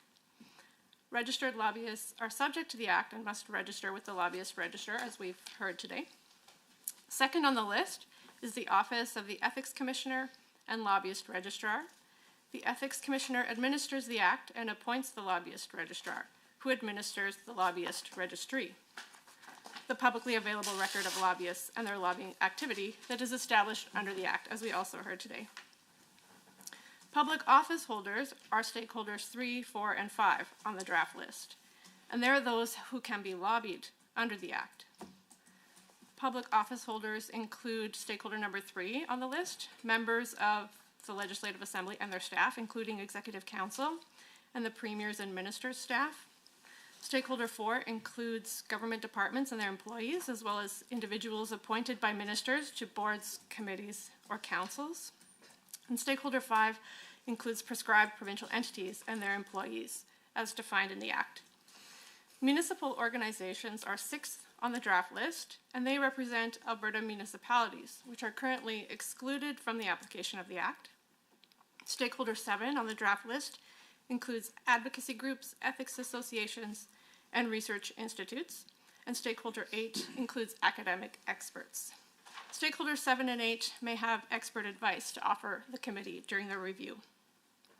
The last stakeholder on the list is voluntary organizations, and they are also excluded from the application of the Act unless certain conditions are met that they meet the threshold. And that concludes my overview of the proposed list of stakeholders. I would like to end by reiterating that this is a draft list, and Research Services is at the committee's service to make changes to the list of stakeholders at the committee's direction. Thank you, Mr. Chair. I'll welcome any questions or comments the committee may have. Thank you, Dr. McGrath. I would now open the floor to any comments, questions, or motions in relation to the draft list of stakeholders. Member Stefan. Thank you, Chair. I'd like to move that the Standing Committee on Alberta's Economic Future approve the draft stakeholders list as provided. Right. Your motion was?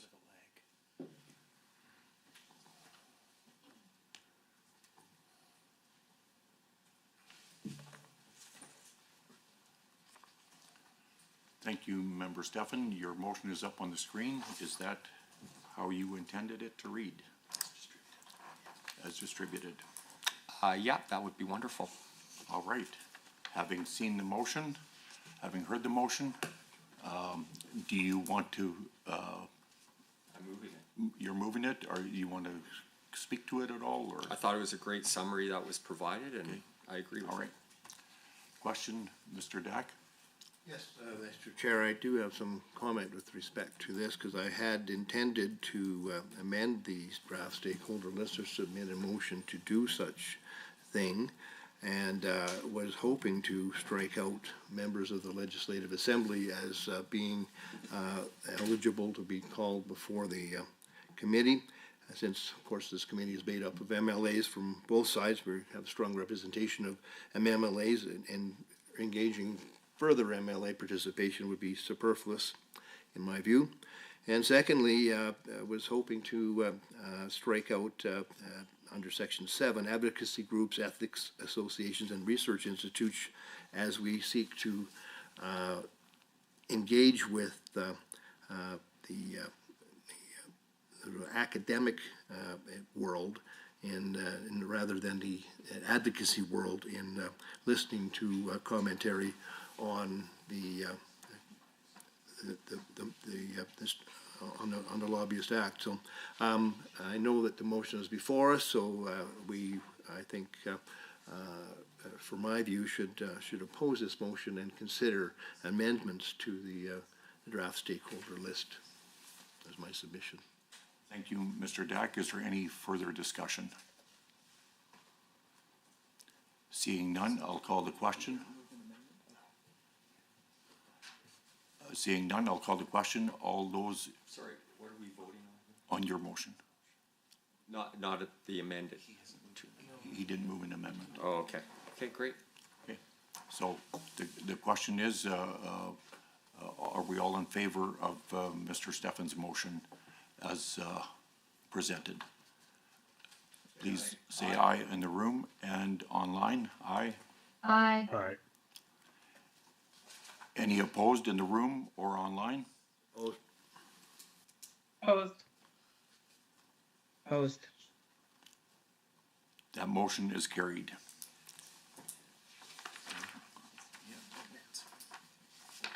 Go ahead. Go ahead. Thank you, Mr. Chair.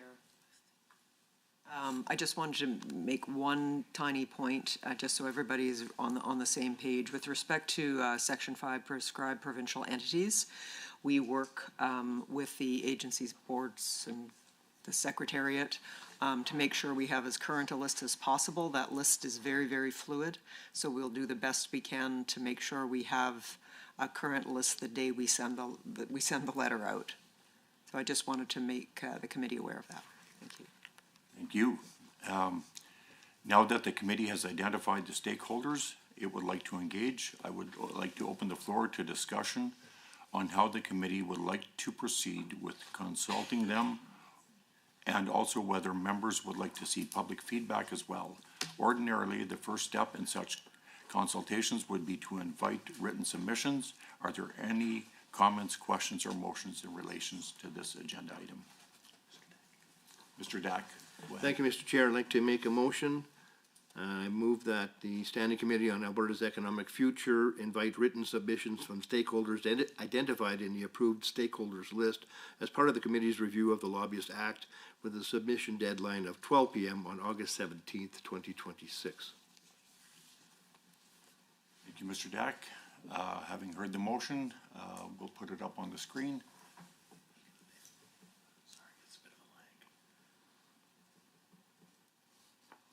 Mr. Dack, is that your motion? Yes, it is. All right. Are there any further comments or questions? Do you want to elaborate on your motion? It's fairly clear. Okay, thank you. Any other comments? If not, I'll call the question.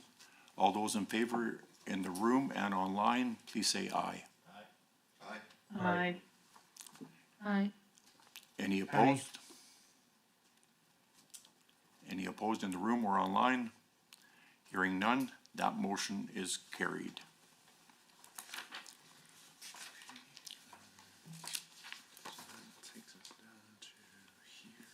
Okay. Honorable members,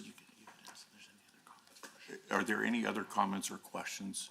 Go ahead, member.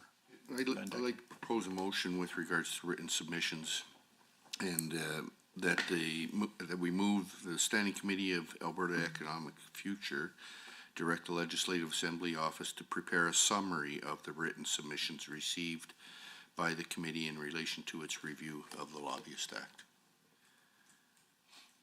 Thank you. We'll get that up on the screen. Sorry for the lag. I'm not sure what it is. Okay.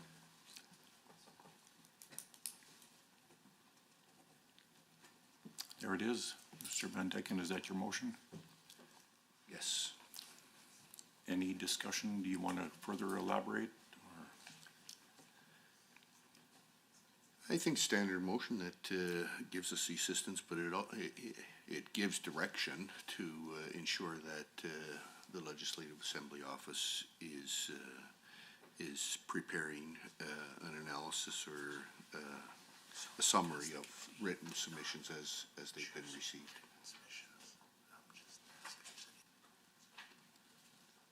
Right. Are there any other comments or questions regarding this motion?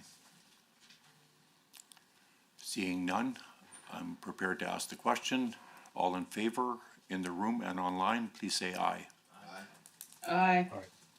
Aye. Aye. Aye. Any opposed in the room or online? That motion is carried. So I would just ask if there's any other Is there any other comments or questions in relation to this agenda item?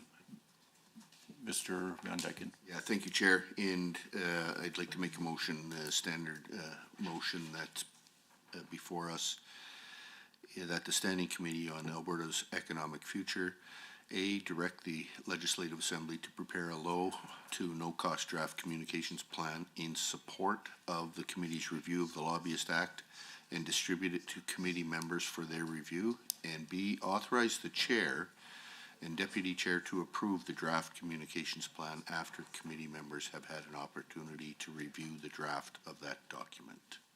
Thank you, Mr. Van Dyken. The chair will defer to the table to give an explanation here. Thank you very much, Mr. Chair. Thanks, Mr. Van Dyken. The motion that was moved with respect and passed with respect to inviting written submissions was only for, the motion only read for stakeholders. It didn't read for members of the public.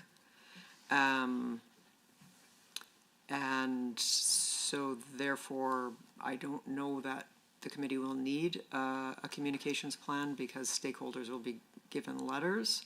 If the committee wants to hear from the public, that would have to be, since it wasn't included in the motion that was passed, I would suggest that the committee, if it wants public feedback, would have to pass perhaps a different motion.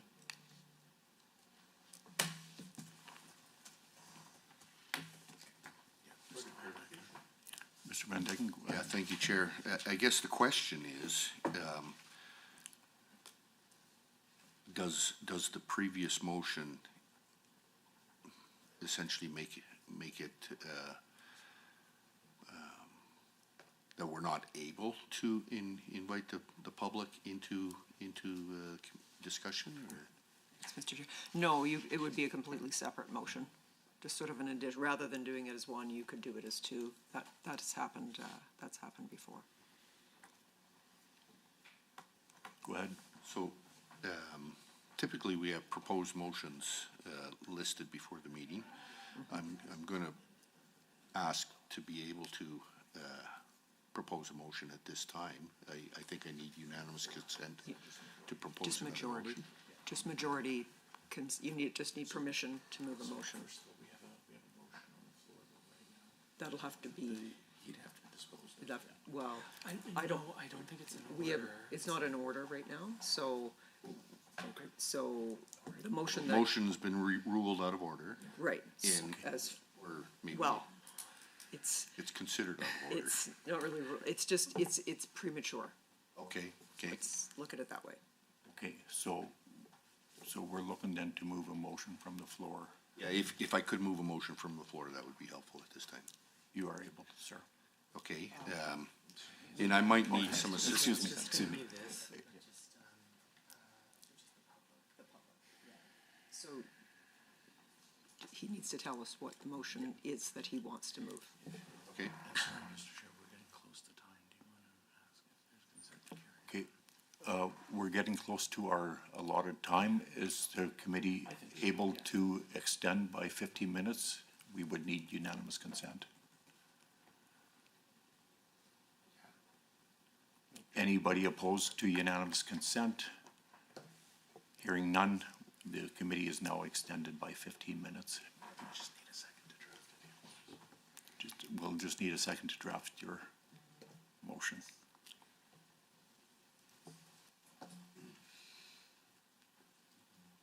Go ahead, Member Dack. Thank you. Just to clarify, Mr. Chair, exactly where we're at right now, I believe Mr. Van Dyken proposed a motion and his previous motions are now dealt with, and we're just looking to add a second or a third motion to clarify that members of the public are to be invited to this process. Again, I will defer to the table here for clarification. Thanks, Mr. Chair. Okay, so the original motion that was passed was just for stakeholder engagement. Then Mr. Van Dyken attempted to move a motion to have a communications plan proposed, but there's no need for that if we don't have public consultation, so holding back on the motion about a comms plan, and Mr. Van Dyken is seeking the permission of the committee to move a motion from the floor, seeking public feedback, I believe, and if he gets the permission of the committee, he'll move that motion, and if that's passed, then he can move the motion about the comms plan. Does that make sense? Thank you. Okay. Sorry, it's just some proposed language is just on the screen.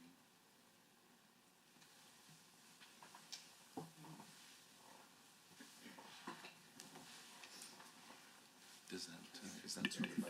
Yes, go ahead. So the motion that's presented on the screen would encompass the intent of my ask to be able to bring this forward. I believe it's important that we have engagement with the public on this process, and so this would enable us to communicate with the public that we are open for their feedback. Okay. So if it's okay with the committee, then I would like to present this motion. Okay. Are there any, is there any discussion or anybody who has any objection to moving this motion from the floor? Are all in favor? Are we all in favor of moving this motion from the floor? Aye. Online? Aye. Aye. Any? Aye. Any opposed? That motion is carried. You can now move your motion forward. Okay, I move that the Standing Committee on Alberta's Economic Future invite written submissions from the public as part of the committee's review of the Lobbyist Act with a submission deadline of 12 p.m. on August 17, 2026. And as I've stated before, that I do believe that the communications or inviting the public to participate is an important part of the committee's work. Thank you, Mr. Van Dyken. Is there any further discussion? Seeing none, I'll call the question. All those in favor in the room or online, please say aye. Aye. Aye. Aye. Aye. Any opposed in the room or online? That motion is carried.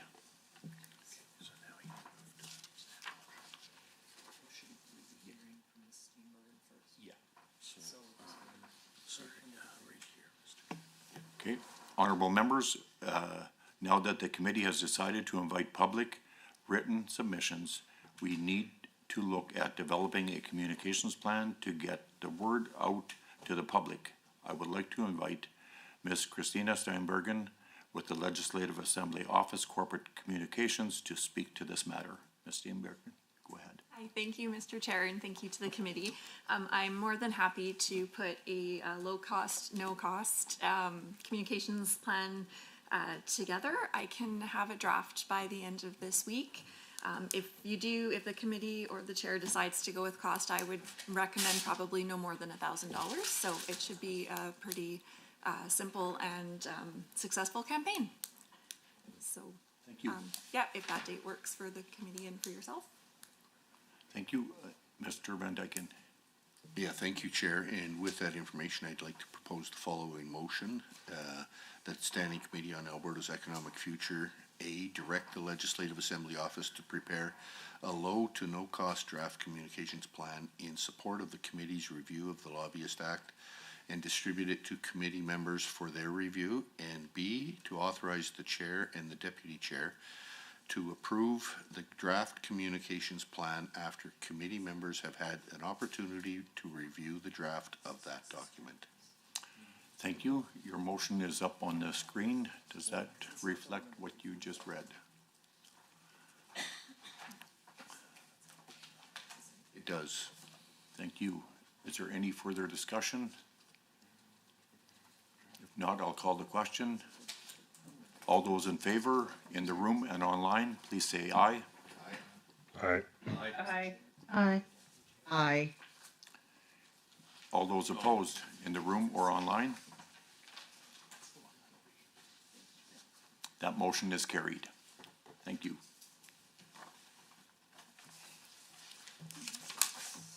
That brings us to Next steps in the review.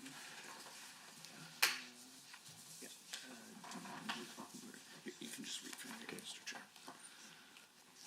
Okay, honorable members, the committee has commenced the process of consultation in relation to our review of the Lobbyist Act. I would encourage the committee members to review Figure 3 on page 28 of the practical guide to committees as to the ordinary flow of next steps taken in these types of reviews. Once the committee has received written submissions in relation to the Lobbyist Act, members may wish to have a discussion at the subsequent meetings regarding whether it wishes to hear oral presentations. So that brings us to other business. Are there any other items for discussion today? Seeing none, the next date of the meeting will be at the call of the chair, and I will now call for a motion to adjourn. Member Van Dyken, moved. All in favor? Aye. Aye. Aye. Aye. Any opposed in the room or online? That motion is carried. Thank you. This meeting